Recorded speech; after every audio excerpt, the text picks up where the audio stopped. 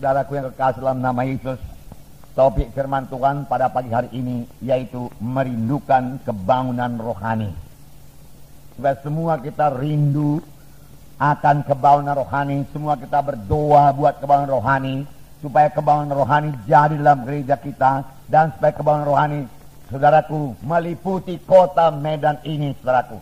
Sehingga, saudaraku, banyak orang mencari Tuhan, rindu akan Tuhan, saudaraku. Sehingga jiwa-jiwa merasa, saudaraku, tergugah hatinya, merasa lebih disadarkan akan dosanya. Kemudian dia mencari Tuhan dalam hidupnya. Di mana aku bisa bebas dari dosa? Di mana nasibku bisa berubah? Masakan hidupku begini-begini saja. Saudaraku mulai tergugah hatinya, dan dia mulai mencari Tuhan. Saya katakan kepada saudara, itulah pekerjaan Roh Kudus, bukan pekerjaan manusia, saudaraku. Nah, saudaraku yang kasih, kita berdoa buat ini. Kita rindu, kita haus supaya kebangunan rohani ini terjadi. Dan ini akan memberkati kota Medan, mengobatkan kota Medan, saudaraku. Dan memberkati kota Medan, saudara. Tapi, saudaraku, terlebih dahulu, kita sendiri, sebagai anak-anak Tuhan, harus bangun rohani kita. Kita sendiri lebih dahulu harus memiliki kebangunan rohani. Kalau rohani kita pun tertidur, saudaraku, kita tidak bisa membawa kebangunan rohani kepada jiwa-jiwa. Kalau rohani kita pun lemah, saudaraku, kita tidak bisa membawa kebangunan rohani kepada jiwa-jiwa. Kalau, saudaraku, rohani kita pun tidak berkobar-kobar, bersemangat, saudaraku, bagaimana kita bisa memberi api kepada jiwa-jiwa? Kebangunan rohani dimulai dari saudara. Kebangunan rohani dimulai daripada anak-anak Tuhan yang rindu akan Tuhan, yang suka bersekutu dengan Tuhan, yang suka membaca firman Tuhan, yang suka berdoa. Kenallah, saudaraku, kalau sebagai anak-anak Tuhan kita mulai kurang berdoa, tidak suka berdoa, itu tanda, saudaraku, rohani kita mulai merosot. Sebagai anak-anak Tuhan, kalau kita mulai tidak suka baca firman Tuhan, marilah kita bertobat. Itu adalah makanan rohani bagi kita. Tiap-tiap hari kita harus membaca firman Tuhan. Kapan kita tidak membaca firman Tuhan, tanda rohani kita mulai merosot. Mari kita dahulu perlu bertobat. Amin, saudara.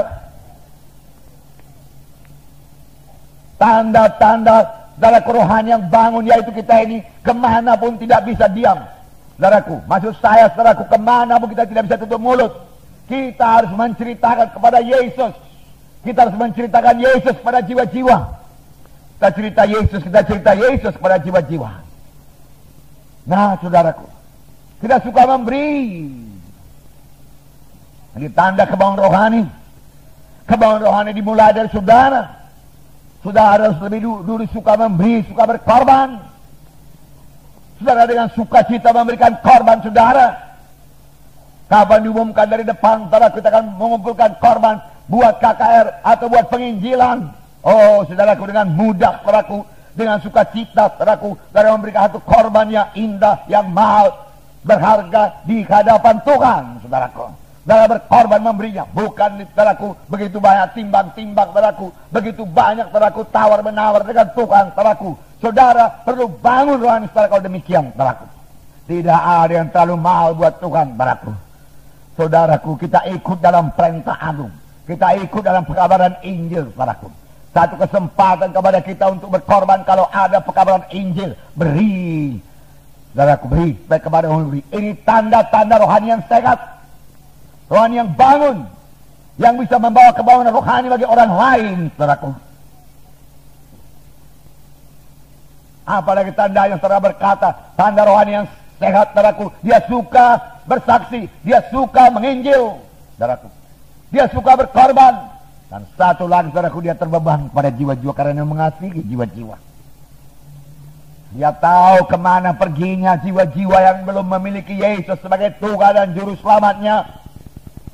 Banyak sekali, saudaraku, orang Kristen di kota Medan ini, saudaraku, belum pernah punya persekutuan pribadi dengan Yesus. Dia tidak pernah tahu pasti akan keselamatan jiwanya. Dia tidak tahu apakah dosanya sudah diampuni atau tidak. Padahal Yesus datang ke dunia ini telah untuk mengampuni dosa kita. Dan firman Tuhan berkata supaya kamu tahu. Semua ini kutuliskan kepadamu supaya kamu tahu bahwa kamu yang percaya kepada Yesus Kristus anak Allah beroleh hidup yang kekal. Saudara, kita harus mengetahui dengan pasti kemana kita pergi setelah kita meninggalkan dunia ini. Surga atau neraka. Tidak ada tempat yang ketiga, saudaraku.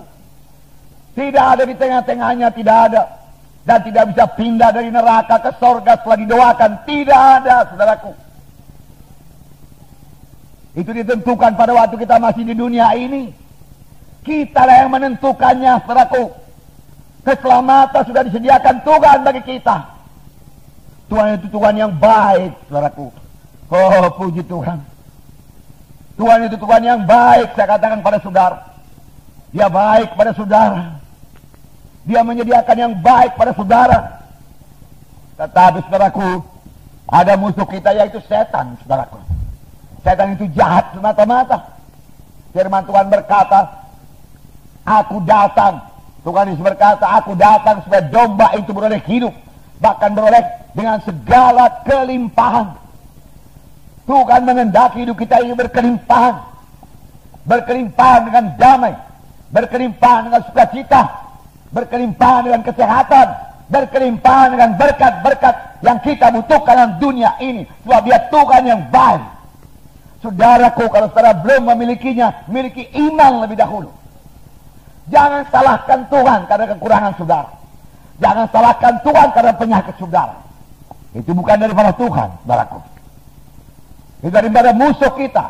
Karena Yohanes 10 ayat 10 itu lanjutannya. Tetapi pencuri datang. Tetapi setan iblis datang. Hanya untuk mencuri, membunuh, membinasakan. Betapa kontras ini, saudaraku. Pekerjaan Tuhan dan pekerjaan setan, saudaraku. Dari mulanya setan ini musuh manusia. Dia tidak suka manusia ini keberkatan. Dia tidak suka manusia sehat. Dia tidak suka manusia selamat. Karena setiap anak Tuhan yang selamat yang lahir baru, saudaraku, akan merupakan ancaman terhadap setan, saudara. Saudara berkata, dari mana saya tahu Tuhan itu baik? Saudaraku, pohon bisa dikenal daripada buahnya. Lihatlah apa yang diciptakan Tuhan. Pada hari pertama Tuhan menciptakan terang, jadilah terang. Maka firman Tuhan berkata, dilihat Tuhan terang itu baik sekali. Tapi pada hari kedua Tuhan menciptakan cakrawala, langit, untuk memisahkan air yang di atas air di bumi. Tetapi tidak ada dikatakan di situ, maka dilihat Tuhan semuanya itu baik, tidak tertulis. Mengapa? Karena dalam awang-awang ini dipenuhi oleh kuasa kegelapan, dipenuhi oleh setan dan iblis. Pada hari yang ketiga, saudaraku, Tuhan menciptakan bumi ini, saudaraku, memisahkan laut, air, dan daratan, saudara. Dan Tuhan berkata, dilihat Tuhan itu semuanya baik. Baik. Saudara. Tuhan berkata semua ciptaannya baik dan memang baik.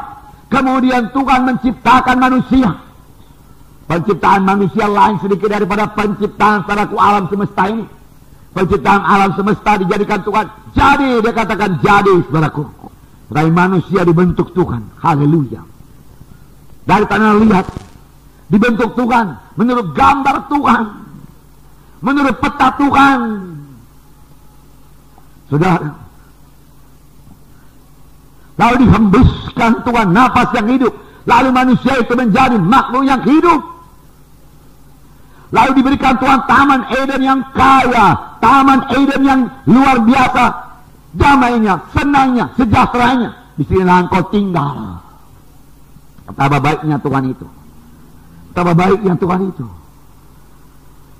Mempersiapkan segala kebutuhan manusia ini. Betapa baiknya. Tetapi sayang datang setan menipu manusia itu. Setan kerjanya menipu sampai sekarang. Jangan mau ikuti setan. Jangan mau dengar suara setan, saudaraku. Dan jangan mau cakap-cakap dengan setan.